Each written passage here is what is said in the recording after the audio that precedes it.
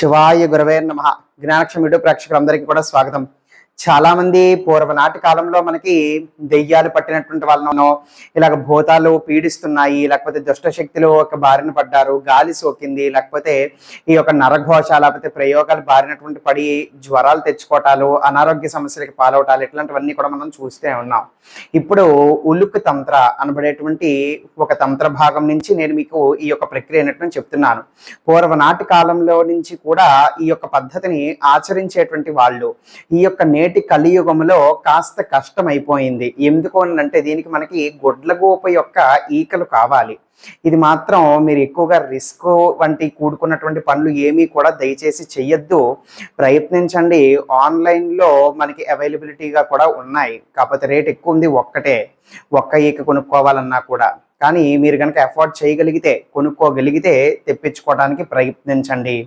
ఎటువంటి ఇల్లీగల్ యొక్క ప్రాక్టీసెస్కి కూడా దయచేసి పాల్పడద్దు. అయితే ఇది యొక్క ప్రక్రియ అనేటువంటిది గుడ్లగూప ఈకలతో కానీ లేకపోతే నెమలి ఈకలతో కూడా మీరు చెయ్యొచ్చు. నెమలి ఈకలు లేకపోతే గుడ్లగూప ఈకలు వీటికి ఏదైనా కూడా దుష్ట శక్తికి సంబంధించి కానీ నెగిటివ్ ఎనర్జీకి సంబంధించి కానీ పాజిటివిటీ వాటిపైన కురిపించి ఆ యొక్క శక్తితో ఇవన్నీ కూడా దిగదుడి చేయగలిగేటువంటి శక్తి సామర్థ్యాలు కలిగి ఉన్నాయన్నమాట. అందుకే మీరు చూడండి, ఫకీరులు కానీ సాయిబులు కానీ చాలా మంది ఈ యొక్క నెమలీకల్ని వాడుతూ ఉంటారు. కానీ ఆ విధంగా చేసినంత మాత్రాన అంతగా ప్రయోజనం అనేటువంటిది మీకు కనిపించదు. కొంతమంది ఎక్కడో ఉంటారు, వాళ్ళు చేస్తేనే మీకు దాని యొక్క ఎఫెక్ట్ ప్రయోజనం అనేటువంటిది కనిపిస్తుంది. ఎందుకు అని అంటే అది వాళ్ళ చేతిలో ఉన్నటువంటి ఆ యొక్క గుడ్లగూప ఈకలు కావచ్చు లేకపోతే నెమలీకలు కావచ్చు, అవి పని చేయాలి అని అంటే ముందు వాటికి ఆ యొక్క శక్తి వచ్చేటువంటి విధంగా వీళ్ళు ఒక సాధన చెయ్యాలి. ఇప్పుడు నేను అదే ఏ విధంగా చేయొచ్చు అనబడేటువంటిది నేను మీకు తెలియచేయబోతున్నాను. ఇది మీ అంతటి మీరు చేసుకుని ఈ యొక్క సాధన చేసిన తర్వాత, ఈ యొక్క ప్రక్రియ చేసిన తర్వాత మీ అంతటి మీకు ఏదైనా సమస్యలున్నా, మీ కుటుంబంలో సమస్యలున్నా, స్నేహితుల్లో సమస్యలున్నా, బంధువుల్లో సమస్యలున్నా మీ అంతటి మీరే వాటిని క్లియర్ చేయొచ్చు.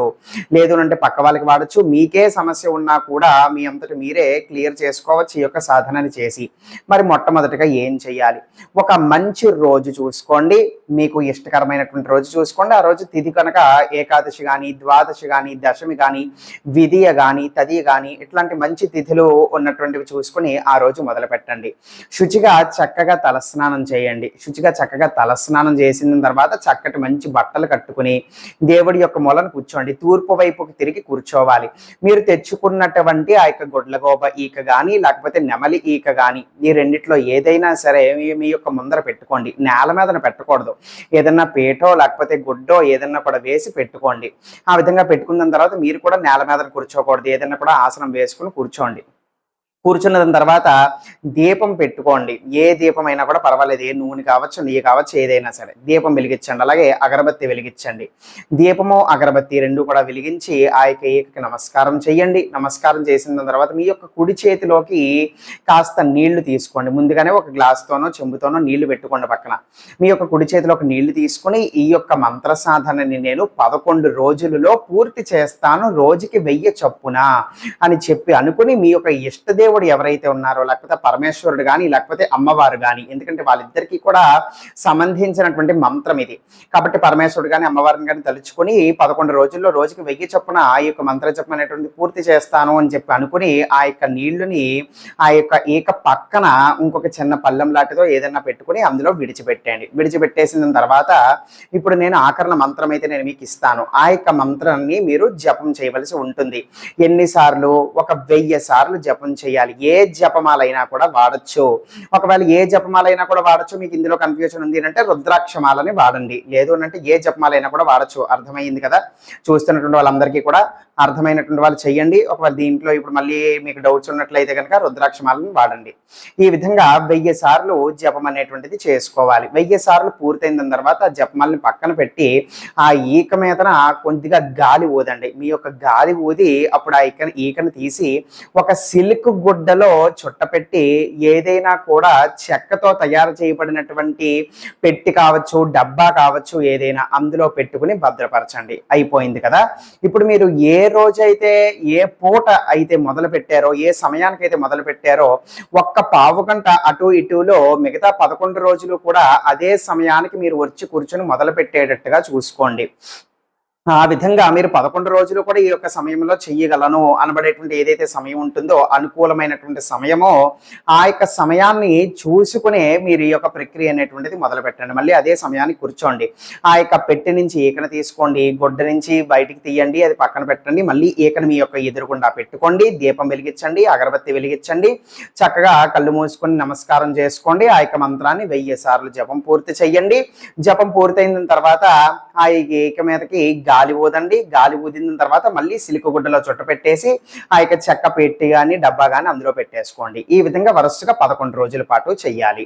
ఈ విధంగా వరుసగా 11 రోజుల పాటు చేసేస్తారు కదా. ఇప్పుడు ఈ యొక్క ఈకని ఎలా వాడచ్చు అన్నట్టు మర్చిపోయాను. మీరు ఈ యొక్క ఈకను తెచ్చుకుని ఈ యొక్క ప్రక్రియని మొదలు పెట్టే కన్నా ముందు ఆ యొక్క ఈకని ఏదైతే అది గుడ్లగూప కావచ్చు, నెమలి ఈక కావచ్చు, శుద్ధమైనటువంటి జలము నీళ్లతో శుభ్రంగా ముంచి కడిగి అప్పుడు దాన్ని పెట్టుకుని వాడాలి. అయిపోయింది కదా.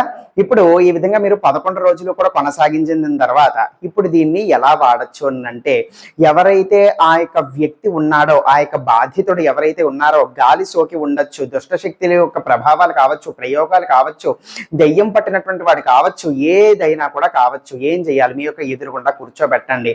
మీరు మంత్రించి పెట్టుకున్నటువంటి ఈ యొక్క ఈకను బయటికి తీయండి. బయటికి తీసిన తర్వాత అతని యొక్క తల చుట్టూరానో లేకపోతే పైకి కిందకినో ఆ యొక్క ఈక అనేటువంటిది తిప్పుతూ ఉండాలి. తల చుట్టూరా ఒక్క మారు తిప్పి మీరు ఆ యొక్క మంత్రం చెప్పాలి. మళ్ళీ తిప్పండి, మంత్రం చెప్పండి. అలాగా 54 సార్లు చెయ్యాలి. అంటే మంత్ర జపం కూడా మీరు 54 సార్లు చెప్పవలసి ఉంటుంది. ఒక్కొక్క తిప్పుడికి కూడా ఒకసారి మంత్రం అనేటువంటిది జపం చెయ్యాలి. అలాగా 54 సార్లు పూర్తి చెయ్యండి. దాని తర్వాత అయిపోయిన తర్వాత అప్పుడు ఆ యొక్క ఈకని మళ్ళీ సిల్క్ గుడ్డలో చుట్ట పెట్టేసి ఆ యొక్క చెక్క యొక్క పెట్టిలోనో డబ్బాలోనో పెట్టుకుని భద్రపరచుకోండి. ఇది మీరు మళ్ళీ మళ్ళీ మళ్ళీ కూడా వాడుకోవచ్చు. కేవలం ఒక్క 54 సార్లు ఈ యొక్క మంత్రం అనేటువంటిది చెబుతూ ఈ విధంగా దిగదొరిచినట్లయితే కనుక ఒక్క గంటలో అతని మీదన చేయబడినటువంటి లేకపోతే ఉన్నటువంటి ప్రయోగాలు కావచ్చు, దెయ్యాలు కావచ్చు, గాలి భూతాలు కావచ్చు, ఏవైనా కూడా కావచ్చు, అవి తొలగి అవి అతన్ని వదిలి వెళ్ళిపోతాయి. అతను విముక్తుడైపోతాడు. ఇది మీరు మళ్ళీ మళ్ళీ కూడా వాడుకోవచ్చు అనమాట. ఇక ఆ యొక్క మంత్రం ఏమిటో తెలియజేస్తున్నాను, చక్కగా అయితే చూడండి. ఓం నమః రుద్రాయ నమః, కాళికాయ నమః, చంచలాయ నమః, కామాక్ష్యై నమః, పక్షీరాజాయ నమః, లక్ష్మీవాహనాయ, భూత ప్రేతాదినాం నివారణం కురు కురు ఠహ ఠహ ఠహ స్వాహ. మళ్ళీ చెబుతున్నాను. ఓం నమః రుద్రాయ నమః, కాళికాయ నమః, చంచలాయ నమః, కామాక్ష్యై నమః, పక్షీరాజాయ నమః, లక్ష్మీవాహనాయ, భూత ప్రేతాదీనాం నివారణం కురు కురు ఠహ ఠహ ఠహ స్వాహ.